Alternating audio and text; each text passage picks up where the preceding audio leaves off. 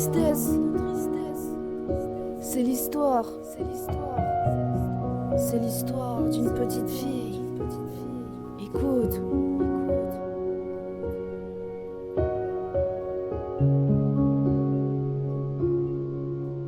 C'est l'histoire d'une petite fille. Une petite fille si jolie mais si sensible. Quelques jours passaient mais rien ne changeait. Une seconde, une minute, une heure était comme toute une vie brisée.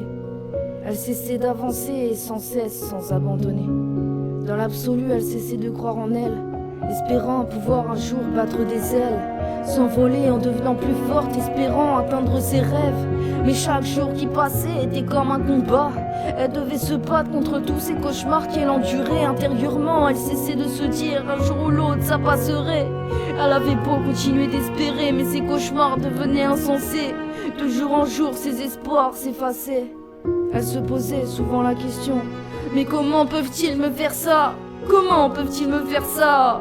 Dans sa tête, tout se mélangeait. Vous savez, beaucoup de pensées l'envahissaient. Le stress s'installait, l'angoisse arrivait, tout commençait difficile pour elle, mais elle faisait en sorte de montrer que tout était normal. Les pleurs, les crises ne cessaient, le visage pâle, les larmes qui coulaient, rien ne changeait. Déjà quelques années ont passé, vous savez. Pourtant personne ne la comprend, elle essaye de se faire entendre, mais comme dans une oreille d'un sourd, personne ne l'entend, non.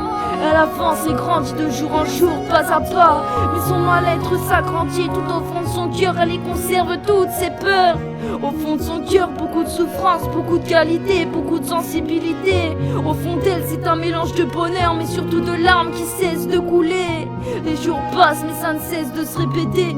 Elle aimerait pouvoir s'exprimer, tout extérioriser. Ce fut difficile pour une petite fille d'un si jeune âge, vous savez. Elle en est capable, mais sa souffrance lui fait trop de mal. Trop de vilains rêves, trop de cauchemars en elle. Elle avance tout de même avec le sourire aux lèvres, mais au fond d'elle, elle a mal. Le mal de cette vie si triste, si égoïste. Tant de gens égoïstes dans ce foutu monde.